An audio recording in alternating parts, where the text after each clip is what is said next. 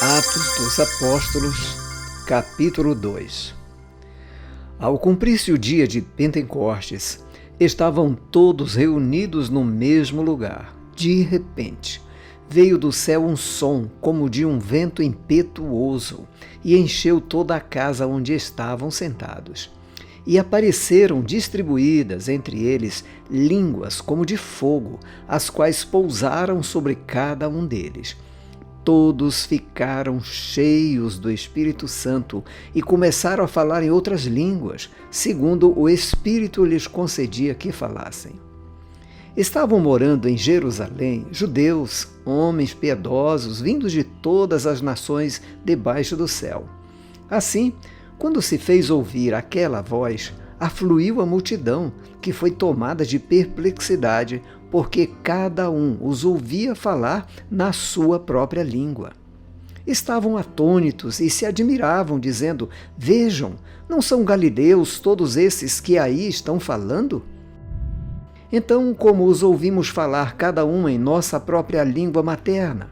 Somos partos, medos, elamitas e os naturais da Mesopotâmia, Judéia, Capadócia, Ponto e Ásia, da Frígia, da Panfilha, do Egito e das regiões da Líbia, nas imediações de Cirene e romanos que aqui residem, tanto judeus como prosélitos, cretenses e árabes. Como os ouvimos falar sobre as grandezas de Deus em nossas próprias línguas? Todos atônitos e perplexos perguntavam uns aos outros: o que será que isso quer dizer? Outros, porém, zombando, dizia: estão bêbados. Então Pedro se levantou, junto com os 11, e erguendo a voz, dirigiu-se à multidão nesses termos: Homens da Judéia, e todos vocês que moram em Jerusalém, tomem conhecimento disto e prestem atenção no que vou dizer. Estes homens não estão bêbados, como vocês estão pensando, porque são apenas 9 horas da manhã. Mas o que está acontecendo é o que foi dito por meio do profeta Joel. E acontecerá nos últimos dias, diz Deus, que derramarei o meu espírito sobre toda a humanidade. Os filhos e as filhas de vocês profetizarão, os seus jovens terão visões e os seus velhos sonharão. Até sobre os meus servos e sobre as minhas servas derramarei o meu espírito naqueles dias e profetizarão.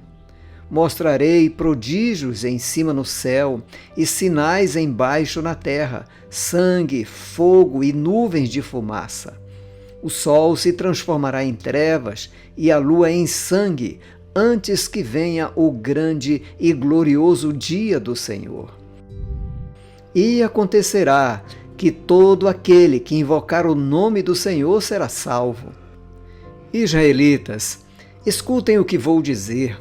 Jesus, o Nazareno, homem aprovado por Deus diante de vocês com milagres, prodígios e sinais, os quais o próprio Deus realizou entre vocês por meio dele, como vocês mesmos sabem. A este, conforme o plano determinado e a presciência de Deus, vocês mataram, crucificando-o por meio de homens maus. Porém Deus o ressuscitou, livrando-o da agonia da morte, porque não era possível que fosse retido por ela. Porque Davi fala a respeito dele, dizendo: Eu sempre via o Senhor diante de mim, porque ele está à minha direita, para que eu não seja abalado. Por isso o meu coração se alegra e a minha língua exulta. Além disto, também a minha própria carne repousará em esperança. Porque não deixarás a minha alma na morte, nem permitirás que o teu santo veja a corrupção. Fizeste-me conhecer os caminhos da vida e me encherás de alegria na tua presença. Irmãos, permitam-me falar-lhes claramente a respeito do patriarca Davi. Ele morreu e foi sepultado, e o seu túmulo permanece entre nós até hoje.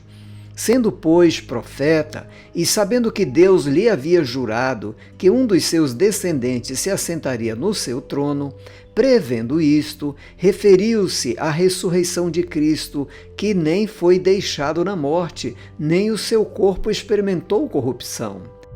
Deus ressuscitou este Jesus e disto todos nós somos testemunhas.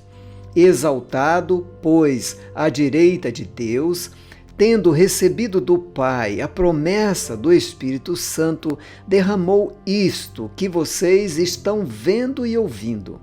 Porque Davi não subiu aos céus, mas ele mesmo afirma: disse o Senhor ao meu Senhor, sente-se à minha direita, até que eu ponha os seus inimigos por estrado dos seus pés.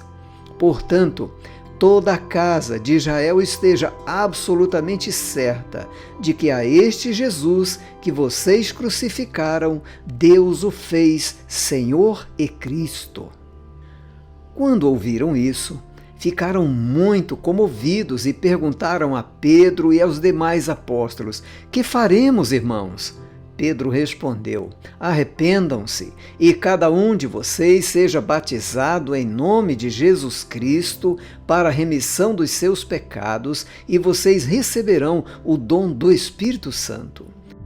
Porque a promessa é para vocês e para os seus filhos e para todos os que ainda estão longe, isto é, para todos aqueles que o Senhor nosso Deus chamar. Com muitas outras palavras, deu testemunho e exortava-os, dizendo: salvem-se desta geração perversa.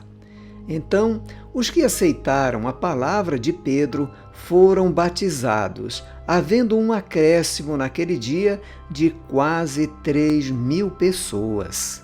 E perseveravam na doutrina dos apóstolos e na comunhão, no partir do pão e nas orações. Em cada alma havia temor, e muitos prodígios e sinais eram feitos por meio dos apóstolos. Todos os que criam estavam juntos e tinham tudo em comum.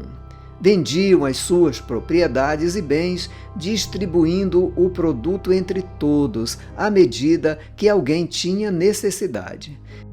Diariamente perseveravam unânimes no templo, partiam pão de casa em casa e tomavam as suas refeições com alegria e singeleza de coração, louvando a Deus e contando com a simpatia de todo o povo. Enquanto isso, o Senhor lhes acrescentava dia a dia os que iam sendo salvos.